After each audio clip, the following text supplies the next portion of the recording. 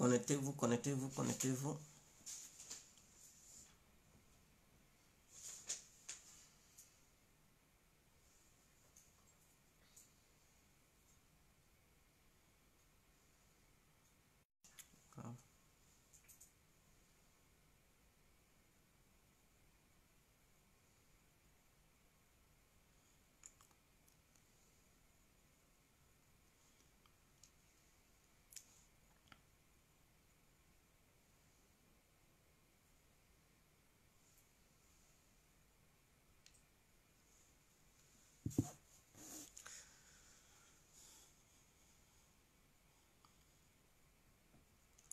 J'espère que vous allez très bien. Alors, je vais vite faire. On va vite parler. Voilà. Et on va se quitter et tout. Voilà, ce n'est pas pour durer. Alors, bonsoir, bonsoir à tous. Et à tout temps, pour tous ceux qui ne me connaissent pas, je suis l'incontournable guerrier complet tout terrain. L'homme dont on parle, l'homme qui n'a pas fort aux yeux, l'homme qui ne marche pas ses mots. Vous pouvez aussi m'appeler devant la ville, l'homme derrière, gouverneur italien, tout le monde dans l'appelement Boum, laisse-moi mourir 5 plein droit et padre, donc Camari des ou la Moucha. Alors, je reviens encore pour retirer ma vidéo que j'avais faite tout à l'heure. Voilà, bien vrai, j'encourage tous les jeunes Ivoiriens et toutes les jeunes Ivoiriennes. Je dis toutes les jeunes, je parle des femmes, et tous les jeunes, je parle des hommes Ivoiriens et Ivoiriennes qui aimeraient bel et bien candidater à cette élection législative de 2020 en Côte d'Ivoire. Mais n'oubliez pas que Guégué est quelqu'un qui soutient la légalité. Je ne peux pas soutenir la forfaiture. Parce que je viens de voir une vidéo de Goni Pakeko dans laquelle Goni Pakeko, il se compare à quelqu'un qui est au-dessus de tous les Ivoiriens. Et ça, je ne suis pas d'accord. Même s'il est pro RADP, s'il milite pour le RADP, au sein du RADP, on doit respecter les lois. On doit respecter les règles constitutionnelles. Il faudrait que ça soit clair. Peu importe, les fanatiques de Goni Pakeko qui viendront pour dire « Guégué, tu es jaloux, il ne faut pas te comparer ». Ce n'est pas une question de comparaison, ce n'est pas une question de jalousie, c'est une question de principe, c'est une question d'éligibilité.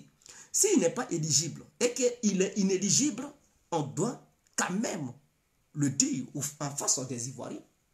Parce que Goni Pakeko, il a fait une vidéo dans laquelle il brandit des preuves en montrant le président en exercice, son excellence, M. Alassane Ouattara, en disant que oui, la constitution ivoirienne est confligène. Et donc, du coup, Alassane Ouattara, dans son passé, il avait eu ces mêmes problèmes. Et les gens lui disaient qu'il était inéligible par rapport à ça. Et que lui, Goni Pakeko, ils vont valider sa candidature. Et qu'ils vont refuser pour les autres. Parce que, qu'est-ce que la constitution ivoirienne dit? Elle leur dit tout simplement que ta candidature peut être validée si tu viens de l'étranger et que tu étais réfugié et que tu quittes là-bas en tant que réfugié politique, on peut valider ta candidature. Par exemple, imaginons, je ne suis pas d'accord avec l'opposition, mais les Kone Katina, c'est des gens qui sont des réfugiés politiques. Les Damana Pikas, ils sont des réfugiés politiques. Et donc, si eux, ils viennent pour poser leur candidature à ces élections-là, alors leurs candidatures seront acceptées. Mais pour Goni Pakeko, il n'est pas un exilé politique. Il n'a pas eu l'asile politique. Il faudrait que les gens le sachent. Faisons la part des choses. Lui-même, il a fait des vidéos précédentes plutôt. Ces vidéos précédentes soulignent très clairement, où lui-même il affirmait qu'il ne voulait pas être gendarme, mais ses parents l'ont forcé à être gendarme. Lui, son rêve, c'était de devenir. En Italie, on donne 5 ans ou 3 ans. En Belgique, on donne 3 ans ou 5 ans. Maintenant, si tu as obtenu ces documents, tu n'as pas le droit de te retourner dans ton pays d'origine. Le pays d'où tu viens là. Parce que c'est à quoi ça ils t'ont donné ces documents. Quand tu viens demander l'asile, tu dis quoi? Ah, ma vie est en danger au pays, on veut me faire du mal. Et donc, pour empêcher que les gens qui sont dans ton pays, soit dans les autorités ou certains citoyens ivoiriens qui résident en Côte d'Ivoire, pour éviter qu'ils te fassent du mal, on te donne des documents pour te protéger. Et donc, Tu ne peux pas aller devant une commission.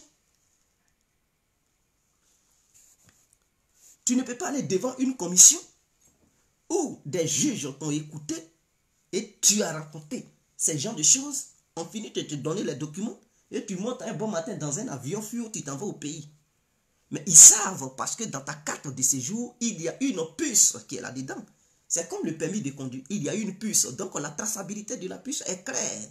Quel que soit l'endroit où tu vas, la puce, c'est-à-dire le jour où tu vas renouveler ta carte, ils vont savoir où tu as été, où tu as mis tes pieds. En ce moment-là, ils vont savoir que tu as été dans ton pays d'origine. Donc quand on te donne l'asile, tu n'as pas le droit de prendre ce document-là pour aller au pays. Soit tu vas au pays en descendant dans un pays voisin et tu prends la voiture, par voie terrestre, tu laisses ta carte quelque part et tu prends le passeport de ton pays pour rentrer dans ton pays. Mais tu ne peux pas prendre cette carte pour prendre un avion pour débarquer automatiquement dans ton pays. Donc, dans le cas contraire, si tu débarques dans ton pays, ça veut dire ta carte là, ils vont te l'arracher. Il faudrait que tu sois sûr. Mais le cas de Johnny, il prend avion, il débarque en Côte d'Ivoire, il prend avion, il se retourne. Il n'a pas une carte d'asile. Donc, il n'est pas un demandeur d'asile. Il n'est pas un... C'est pas quelqu'un qui est un exilé, en fait. Il est là-bas, il a eu ses documents par rapport à ses enfants qu'il a fait avec la femme, comment on appelle ça, Fernandez. Est-ce que vous comprenez? Je ne parle pas de sa vie privée, mais j'aimerais démontrer aux uns aux autres que pourquoi il ne faut pas soutenir la candidature de Johnny, parce que je ne savais pas. J'ai fait une vidéo tout à l'heure où j'ai parlé un peu de ça pour dire je le soutenais, mais voyant cela, je dis non, c'est inacceptable, c'est inconcevable. Et soutenir sa candidature, c'est de soutenir l'injustice en Côte d'Ivoire. Or, Alassane a été élu pour combattre l'injustice, pour que la justice règne dans notre nation. Et donc, quiconque est d'accord avec Alassane Ouattara, il doit être d'accord avec Djedje, ce qu'il est en train de dire. Et donc, dès lors que Johnny Pacheco n'est pas un exilé politique, en ce moment-là, il ne peut pas quitter là-bas pour venir déposer sa candidature et vouloir être député aux élections législatives. Et lui, qu'est-ce qu'il dit? Il dit non, ils vont refuser pour les autres, mais pour lui, là, ils vont accepter ça. Mais quel est ce ultimatum qu'il lance aux autorités ivoiriennes? C'est-à-dire, je vois déjà quelqu'un qui magouille. Imaginons un instant que la justice ivoirienne, la condition ivoirienne ne lui permet pas, elle ne lui permet pas d'être candidat. Cette condition-là, elle ne lui permet pas d'être candidat. Donc, si on refusait sa candidature, qu'est-ce qu'il va faire? Il est capable de se retourner contre le RADP pour insulter Alassane Ouattara, pour dire c'est de la justice. Mais c'est ça, il est là préparer les esprits. Et moi, comme je suis un fin stratège, j'ai la lecture politique et la lecture des yeux en le voyant. Ces déclarations, je vois que c'est quelqu'un qui veut tourner la page d'Alassane Ouattara. C'est quelqu'un qui veut tourner le dos au RADP. Et donc, ça sera un prétexte pour lui pour se retourner contre le RADP et commencer à clasher le RADP. Nous ne pouvons pas le soutenir. Et si Johnny Pacheco, il pense vouloir, coûte que coûte, gagner une élection à Gagnoua ou quoi que ce soit, il doit savoir, c'est-à-dire quelqu'un qui aime son parti politique, Gagnoua là, Johnny, il sait que c'est de là que Gbagbo il vient. Il doit être conscient. Et depuis Bruxelles, Gbagbo a donné son ultimatum, c'est-à-dire son mot d'ordre à ses militants de supporter les cadres du FPI qui vont candidater lors de cette élection. Donc, Gbagbo lui-même, il a parlé. Donc, quand il a parlé, les Ivoiriens qui sont militants de l'opposition, ils savent que leur leader a parlé. Maintenant, Gagnoua, comment faire pour prendre Gagnoua? Le RADP a choisi un candidat. Maintenant, si toi, Johnny, tu te dis, tu es militant du RADP. Le RADP, c'est-à-dire le chef, le patron, Alassane Ouattara, a choisi déjà quelqu'un pour représenter le RADP à Gagnoua. Toi, tu dis que tu t'en vas candidater à Gagnoua en tant qu'un indépendant. Est-ce que tu n'es pas un mercenaire de l'opposition? Est-ce que tu ne vas pas contre les idéaux du RADP? Est-ce que tu ne vas pas là-bas pour combattre le RADP? Parce que je ne peux pas comprendre. Alassane Ouattara dit non, c'est lui là qui est mon représentant à Gagnoua. Et toi, tu dis non, tu t'en vas à Gagnoua en tant qu'indépendantiste. Et nous te connaissons en tant que militant du RADP. Donc, en allant là-bas, les gars là, ils ne vont pas te voter. les probables, là, ils savent qui tu es. C'est-à-dire, ils vont s'opposer à toi. Et donc, tous ceux qui peuvent te voter, là, ce sont les militants du RADP. Donc, candidater aux élections législatives, hein, à Gagnoa, c'est aller contre les intérêts du RADP parce que tu vas diviser les voix du candidat du RADP qui a été envoyé par le chef de l'État. Tu vas diviser ses voix. Et donc, si le candidat du RADP, ici par exemple, imaginons qu'il y a 2000 militants du RADP qui sont à Gagnoa et qu'il y a 150 000 militants du FPI, toi, Johnny, tu vas là-bas. Mais le candidat du RADP va gagner. C'est-à-dire, si toi, tu ne te présentes pas là-bas, puisqu'il y a 2000 militants du RADP qui sont là-bas, et qu'il y a un candidat du RADP, et qu'il y a 1500 militants du FPI, mais si le candidat du RADP et celui du FPI se présentent, mais c'est celui du RADP qui va gagner. Mais si toi, tu t'en vas pour être encore candidat là-bas, et les 2000 militants du RADP qui sont là-bas, là, tu t'en vas encore prendre d'autres pour les mettre de ton côté, mais le candidat du FPI, il va vous battre, vous deux, il va vous mater et vous allez sortir perdant. Et qui perd? Mais c'est le parti d'Alassane Ouattara qui perd. Alors, soit tu es militant du RADP et tu milites pour le parti, ou soit tu es contre le parti, et donc tu vas contre les intérêts du RADP, c'est-à-dire aller contre les intérêts du RADP, c'est-à-dire c'est d'aller là où le RADP a déjà proposé des candidats, c'est aller là-bas et te candidater, c'est te présenter en tant que candidat pour diviser les voix du RADP. En ce moment-là, on ne peut pas dire que tu es militant, mais tu deviens un adversaire du RADP. Est-ce que vous comprenez? En ce moment-là, il devient un grand adversaire du RADP. Maintenant, la loi dit quoi? La loi ivoirienne. Hein? L'inéligibilité et la légibilité.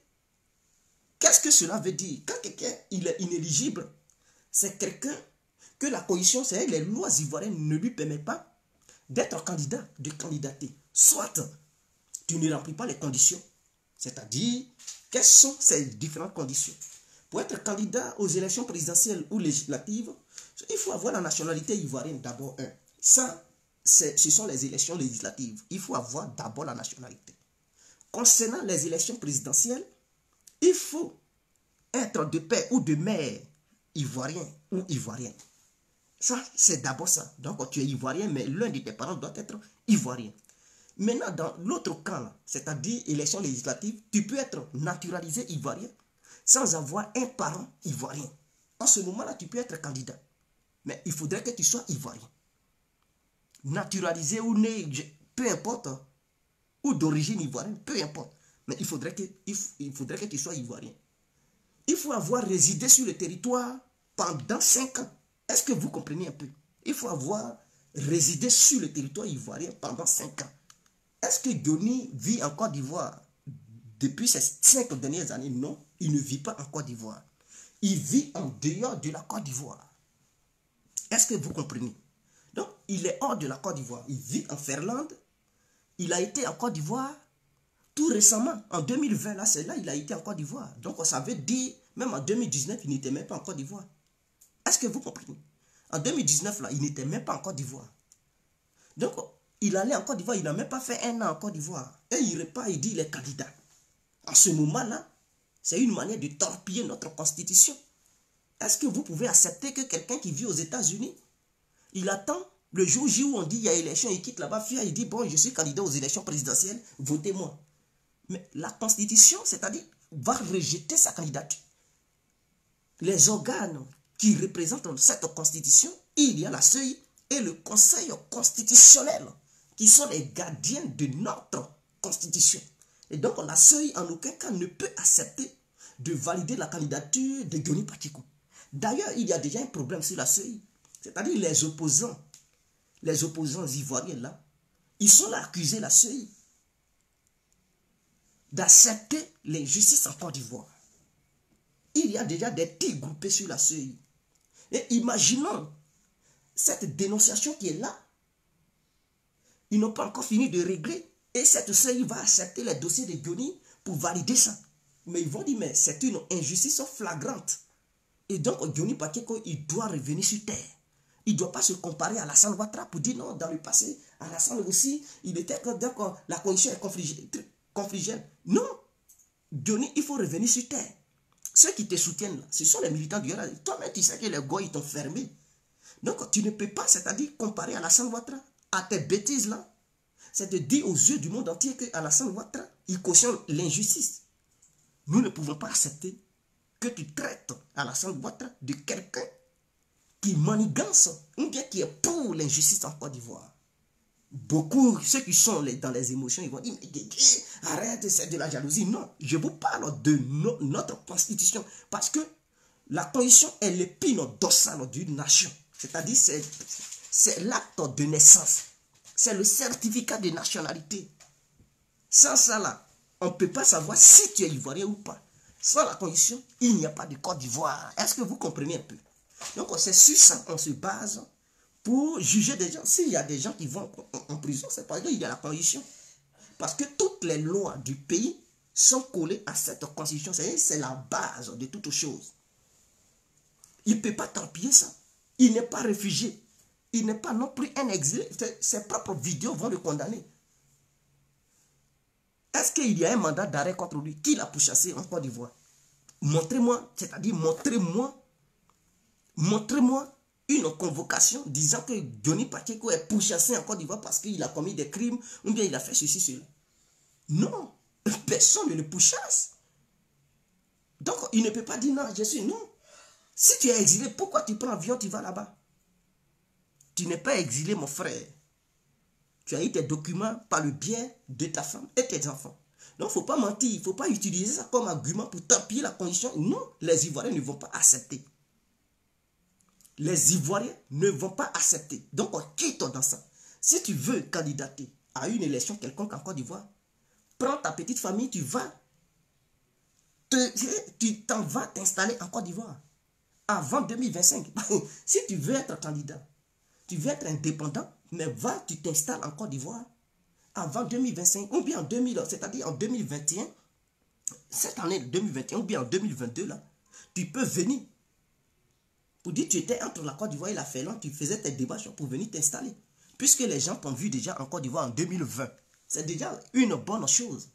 Donc, tu peux dire que tu faisais tes démarches. Donc, tu étais entre la Côte d'Ivoire et la Finlande. De 2020 jusqu'en 2025, on peut considérer que Johnny Pacheco, il avait déjà une adresse en Côte d'Ivoire et qu'il vivait en Côte d'Ivoire et il faisait la navette entre deux pays. En ce moment-là, on peut accepter que ta candidature soit validée en 2025. Donc, tu peux être candidat dans une élection municipale. Tu peux être maire quelque part si tu en as le goût. Mais si c'est député tu veux être, et que c'est cette année tu veux être député, mon frère, il ne faut pas gaspiller ton argent pour le moment. Parce que si tu poses ta candidature, on ne peut pas te rembourser. Tes 500 000 francs là, ils vont bouffer ça cadeau. Ceux à qui tu vas donner l'argent pour dire, faites mes affiches publicitaires, c'est-à-dire les imprimeries, les imprimeurs, à qui tu vas partager l'argent. Ils vont taper tes trucs, mais ils ne vont pas te rembourser. Ceux à qui tu vas donner l'argent pour dire, allez-y sur le terrain pour battre campagne pour moi, eux, ils ne vont pas te rembourser non plus.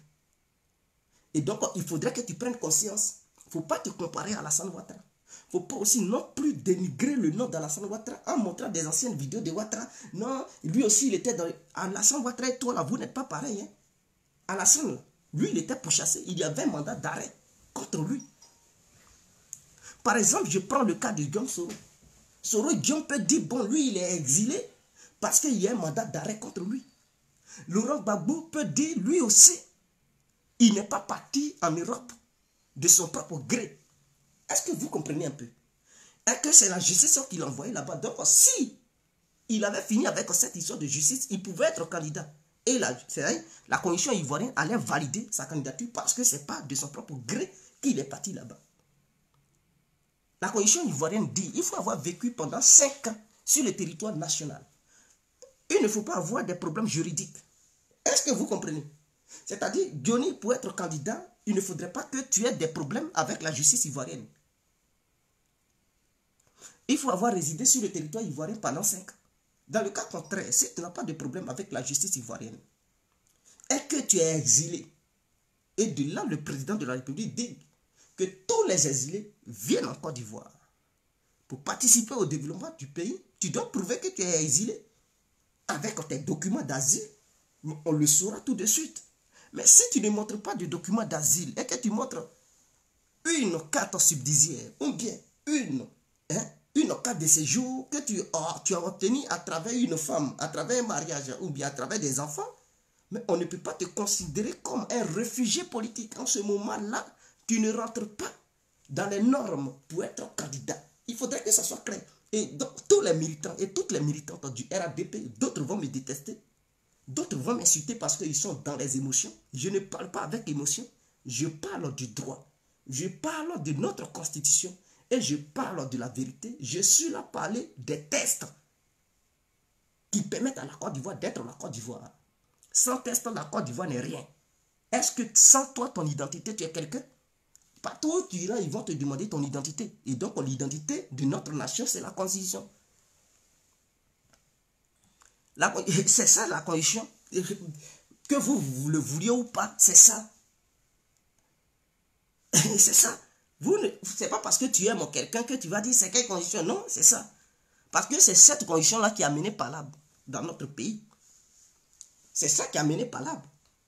Ah oui, le et le ou. C'est tout ça. Donc on doit respecter. C'est-à-dire, si elle est respectée par tout le monde, il n'y aura pas de truc de conflit.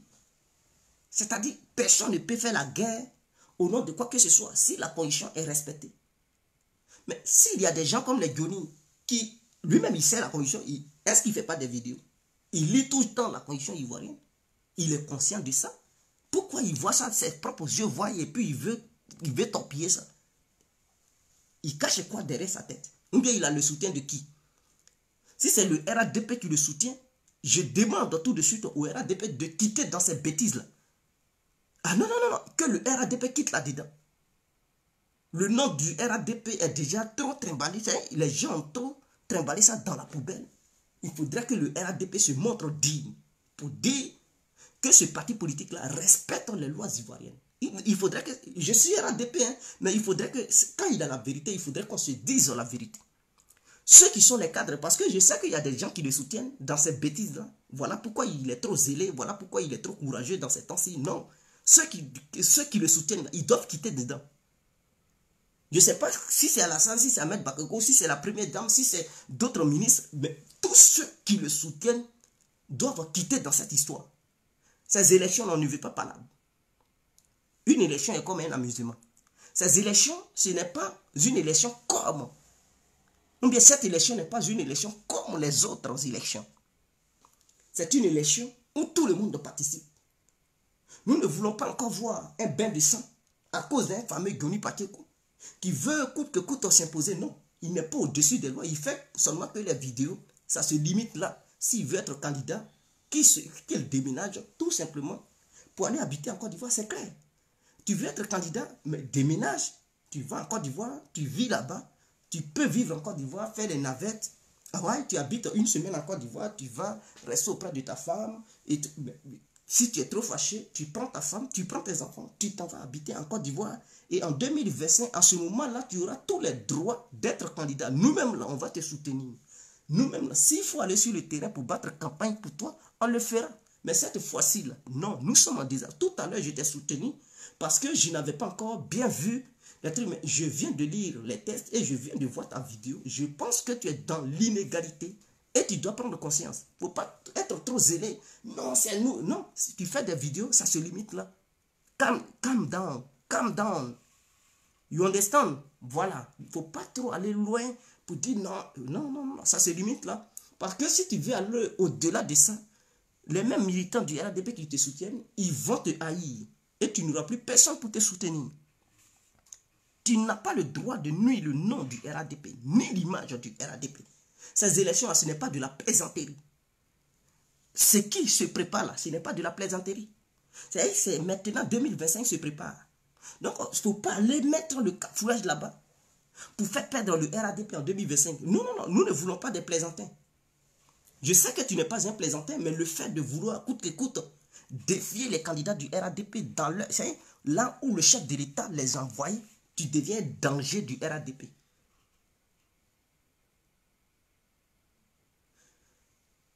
Il ne s'agit pas de l'homme fort du RADP, homme fort ou pas fort. On parle des tests. C'est clair. C'est pas parce que Soro était homme fort. Mais les tests lui ont donné tort. Donc, c'est pas histoire d'homme fort. Gbagbo était aussi homme fort. Les tests lui ont donné tort. Blé Goudé aussi était homme fort. Les tests lui ont... Basons-nous sur les tests. Est-ce que vous comprenez? Basons-nous sur les tests. Quitter dans les émotions, enfin, il parle. Parler et puis les tests, ça fait deux choses qui sont opposées. On voit les tests, qu'ils sachent parler ou pas. C'est pas, sinon, tout le monde allait être truc, les enfants du pays. Il suffit de savoir parler et puis c'est fini. Commettre un délit et puis on va dire non, il parle bien. Et donc, voilà, quelque chose qu'il a commis, on s'en fout. Mais c'est pas ça. Même si tu es fort, tu sais bien parler, tu as le verbe, tu as l'oratoire, tu fous la merde, mais les tests, si les tests demandent à ce qu'on te condamne, à ce qu'on t'envoie dans une petite cellule de la maca, mais tu iras là-bas, quel que soit ton franc-parler, il faudrait que ça soit clair. Je ne comprends pas, les gens, ils parlent bien, on n'en a rien à cirer. Nous, ils parlent fort, ils ne parlent pas fort. S'il fait des bêtises, mais les lois vont l'interpeller. Je pense que beaucoup vont dire, Djedje, tu es mauvais et tout. Non, écoutez, je ne suis pas mauvais. Mais Johnny, ça sorti mes pattes. Je n'aime pas si des gens t'élèvent, il faut savoir te comporter. Si tu es Johnny aujourd'hui, ce sont les militants du RADP. Hier, c'était les militants de l'opposition qui t'ont fait grandir. Aujourd'hui, ce sont les militants du RADP qui te grandissent. Ainsi que les hauts cadres du RADP qui t'ont appelé autour d'eux, ou bien auprès d'eux, pour te soutenir dans ta démarche. Maintenant, lorsque la loi est là, et que cette loi te bloque d'atteindre certaines choses que tu aimerais, on sait que tu es ambitieux. Je n'en disconviens pas. Et j'aimerais que... Imaginons les Zoulous de Bogota. Vous pensez que c'est des gens qui sont cultivés. Ils aimeraient un jour être députés, je ne sais pas, dans une zone quelque part en Côte d'Ivoire. D'autres aimeraient les Corolacos, les Chalipaka, mais ils aimeraient bel et bien représenter une entité en Côte d'Ivoire, au sein de l'Assemblée nationale ou bien dans une mairie quelconque. Mais lorsque eux-mêmes, ils voient et les testent, ça ne les permet pas d'y arriver. Donc, automatiquement, ils sont dans les coins. Sinon, il y a beaucoup de personnes qui ont des moyens financiers qui peuvent aussi être des candidats, mais ils savent que c'est déjà une course perdue d'avance. Ils ne peuvent pas arriver là où ils veulent parce que la condition les bloque. Pour y arriver, il faudrait qu'ils aillent en Côte d'Ivoire pour résider là-bas. Et s'ils ne sont pas encore prêts pour aller vivre en Côte d'Ivoire, ils ne pourront jamais atteindre leurs objectifs de devenir député ou maire. Il faudrait que ça soit clair. Donc Johnny, il ne faut pas y va. C'est-à-dire, il ne faut pas y va. Il va violer les étapes. Parce que j'ai l'impression qu'il veut violer les étapes. Mais je le vois venir. Parce que si on refuse sa candidature, il va commencer à clasher le RADP. Il sait bel et bien faire ça. Donc, les hauts cadres du RADP qui sont autour de lui, qui le pompent là, n'oubliez pas. Ne soyez pas étonnés demain.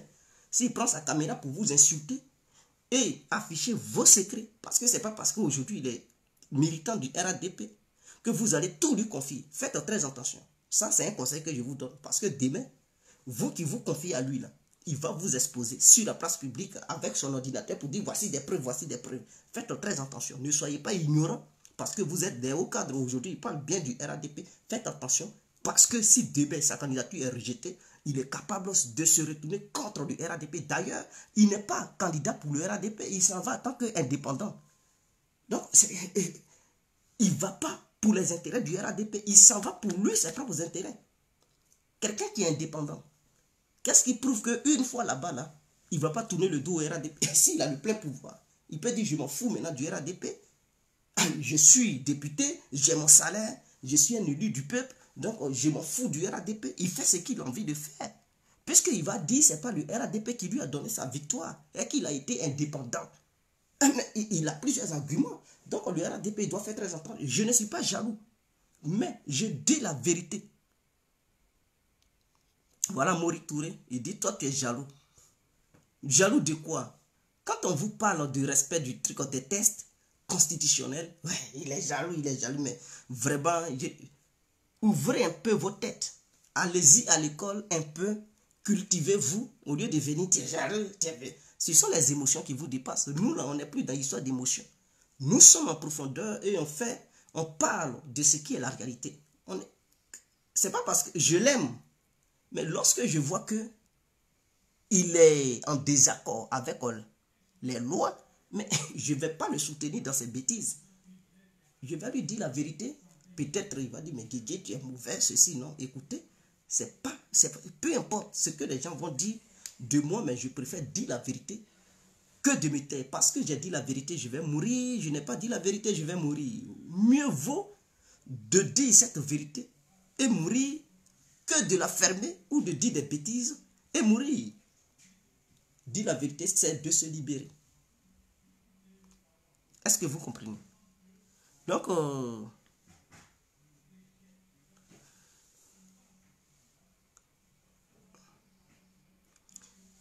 j'aimerais vous remercier ce soir et en même temps profiter pour dire à Denis Pakeko de calmer ses ardeurs. Son heure va arriver. Chaque chose a son temps. Faut pas brouiller les étapes. Il faut attendre. Si tu veux être candidat, 2025 est là. Mon frère, c'est le moment de t'organiser pour espérer un jour devenir député ou maire en Côte d'Ivoire. Et même pourquoi pas ministre. Si même tu veux être candidat pour la présidentielle, tu peux concourir à cette course présidentielle. Tout dépend de toi et tout dépend de tes ambitions. Mais il faut aller il faut atteindre ses ambitions dans la légalité et non dans la fraude et non en torpillant les lois.